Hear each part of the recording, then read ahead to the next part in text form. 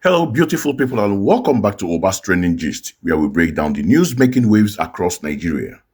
So, have you ever been told by someone, hey, don't pay attention to that guy, and the first thing you do is pay attention to that guy? Well, that's exactly what's happening in Nigerian politics right now.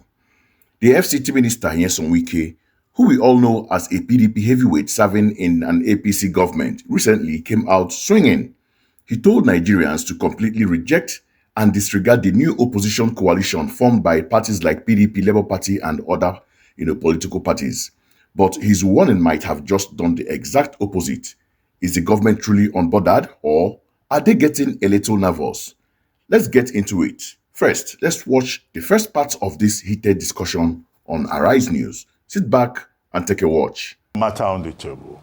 Nyesom Wike is saying, that the coalition should be disregarded. These are not serious people, more or less. And the spokesperson of the ADC saying, look, people are being intimidated and they are not being allowed to express themselves freely. What do you think? Growing up, they used to tell us when you see no thoroughfare, that means there's a road there.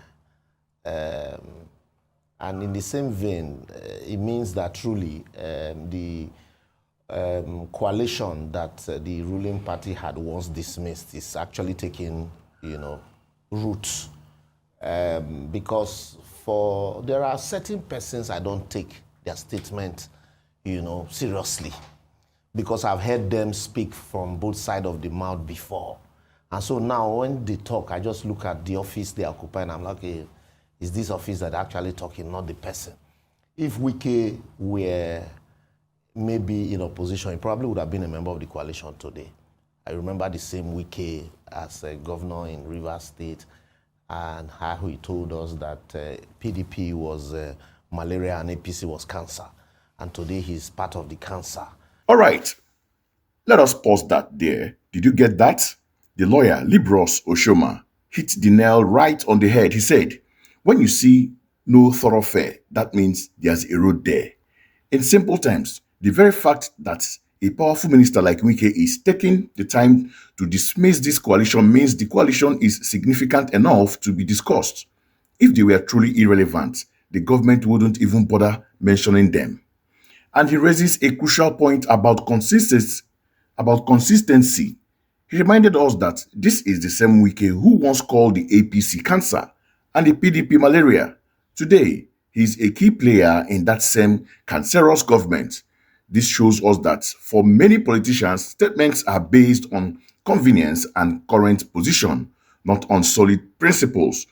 When you hear Wike speak, you are not just hearing a politician, you are hearing the voice of the office he currently represents. And that's a very important distinction to make. Now, the analyst didn't just stop at criticizing Wike. He went on to give solid advice to both the government and the opposition. So let's see the rest of his take. So sit back and take a watch. And so that's why I don't take statements from people like that seriously. But seriously speaking, it means that the opposition coalition is actually taking a firm footing, and those in government are jittery. And if they are not jittery, then Wike won't be bothered about asking Nigerians not to take them seriously. Because if they tell you don't take somebody seriously, it means that people are actually considering taking that person seriously. What Wike should be bothered about is there were campaign promises made. They should be bothered about how to deliver on those promises made and how to make life of the average Nigerian, more bearable and more affordable. And the opposition also should consistently put them on their toes and put pressure to ensure that Nigerians truly take them seriously. It is not what Wike will say or what rhetorics. It's no longer a matter of rhetorics because Nigerians really want to look at the difference. What are the alternatives? And this alternative is not just enough to say we want to send Bola Tinubu back to Lagos. Just like it happened during Goodluck Jonathan's time, anything but Jonathan. People are wiser now.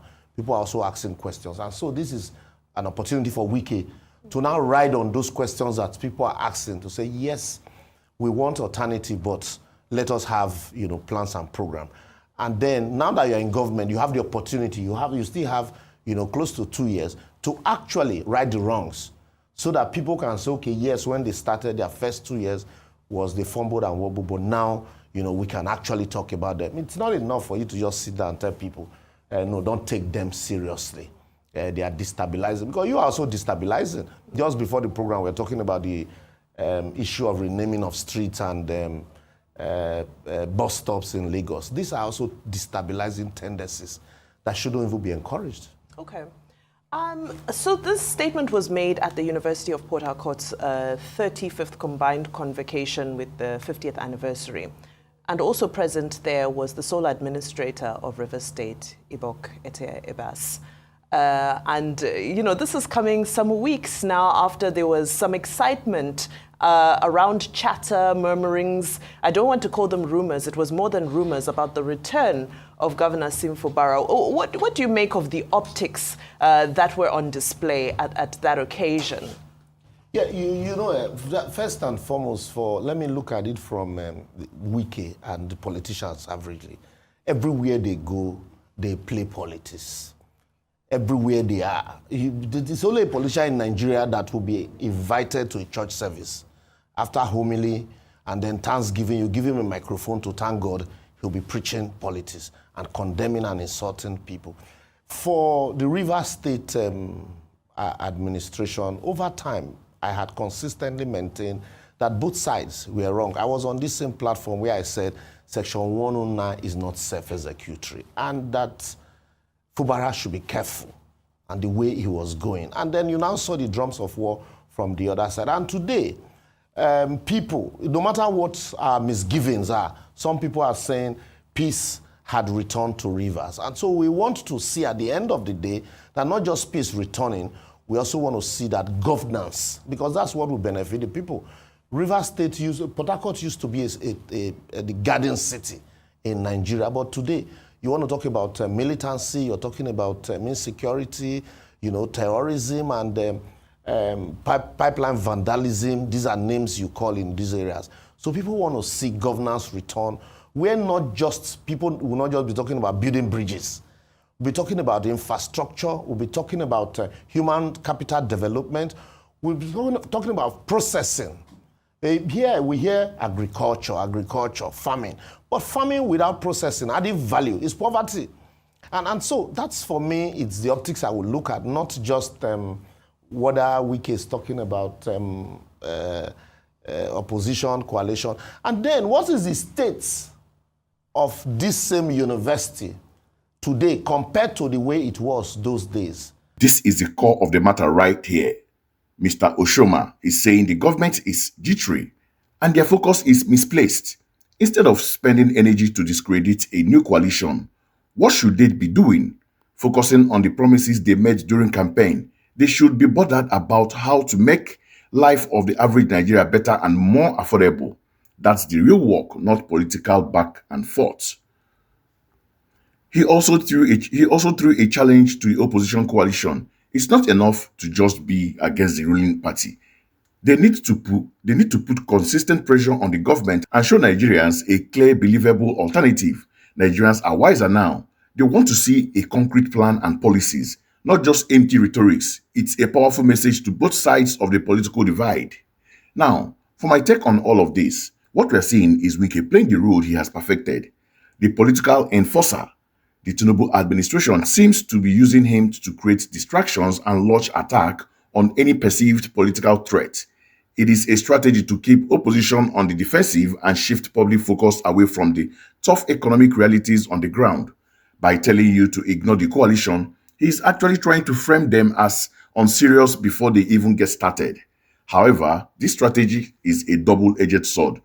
A truly confident and secure government would likely ignore such a nascent coalition, letting it fizzle out in its own by sending a high-profile minister to publicly attack them. They're giving the coalition free publicity and a level of credibility it might not have earned yet. It signals that behind the scenes, there is a degree of concern about a united opposition front, no matter how fragile it may seem now. On the flip side, the opposition coalition need to be careful. Wike's attack is a test. Can they withstand the pressure? More importantly, can they move beyond just being a group of politicians united by their loss in the last election? To gain trust of Nigerians, they must present a unified, coherent vision. They can't just be anti-Tinubu. They need to be pro-Nigeria. What is their detailed plan to fix the economy? How will they tackle insecurity differently? What is their blueprint for education and healthcare? Without these, the risks proving Wike right. Ultimately, this entire episode is a distraction from the real issue. For the average Nigerian struggling with the high cost of food, fuel, and electricity, this political drama means nothing. We need governance, not grandstanding. We need policies, not politics. So, there you have it. Wike's attempt to shut down the opposition may have just given them the spotlight they needed. Now, the ball is in the court of both the government to deliver on its promises and the opposition to prove they are a worthy alternative. But I want to hear from you guys. What do you think about Wike's statement?